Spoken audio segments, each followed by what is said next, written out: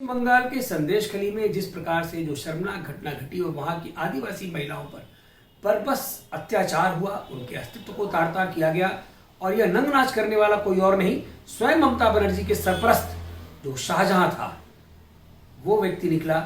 और इतने के बावजूद भी ममता बनर्जी उस शाहजहां के आगे बेबस दिखी। जो ममता बनर्जी अपने आप को एक तेज तर्राक नेता के रूप में बताया करती थी, आज भ्रष्टाचार के भी आरोप उनके ऊपर साबित हो चुके हैं। उनके परिवार लोगों की संलिप्तता पाई गई है। उनके ऊपर तुष्टीकरण की राजनीति करने का एक बहुत बड़ी जो है सिद्ध हुआ है। अब तुष्टीकरण की राजनीति के साथ साथ वह शहंशाह जैसे गुंडों के आगे बौना साबित हुई, उनके आगे हथियार रखती हुई साबित हुई। कुछ के बावजूद भी, क्योंकि वहां पर उनके पास केंद्र सरकार की योजनाएं पहुंची, उन लोगों पे बरसों से उनकी परिवर्तन, आदिवासियों के जीवन में स्तर में परिवर्तन नहीं हुआ। उनका जीवन स्तर बद से बदतर होता चला गया। सिर्फ वो एक वोट हथियाने तक की मशीन बनकर रह गए थे। लेकिन केंद्रीय योजनाओं से जो उनको लाभ पहुंचा है, उससे उनको मालूम पड़ा कि वो भी इस देश के, इस समाज के, इस प्रदेश के नागरिक हैं और उनको भी उन योजनाओं का हक है। तो उससे उनके अंदर परिवर्तन आया, जिसको कुचलने का काम शाहजहां के थ्रू ममता बानो ने करवाया। लेकिन एक इस बुरी खबरों में एक अच्छी बात यह हुई कि प्रधानमंत्री नरेंद्र मोदी जी वहां पहुंच गए।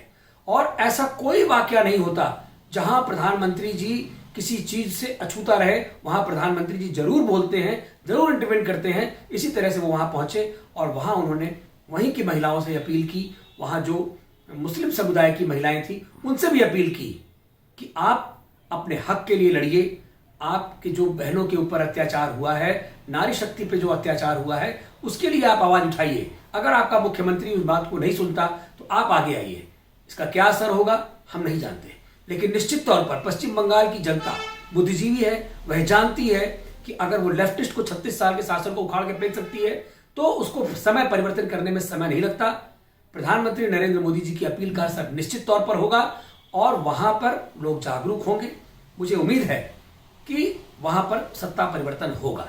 लेकिन इसके साथ भी अगर 20 सीटों में 18 पार्लियामेंट सीटें हमारे पास आज हैं, तो हम ये मान के चलते हैं कि आने वाले समय में 20 की 20 संसदीय सीट भारतीय जनता पार्टी को मिलेगी, ताकि जो इस प्रकार की लूट खसोट करने वाले लोग हैं उनको दंडित किया जा सके। और मेरी गृह मंत्री से अपील है, केंद्र सरकार से अपील है कि केंद्र सरकार अपनी निगरानी में इस शाहजहां के विरुद्ध और वहां खली में जो अत्याचार हुआ है उसकी जांच कराए। जय हिंद, जय भारत।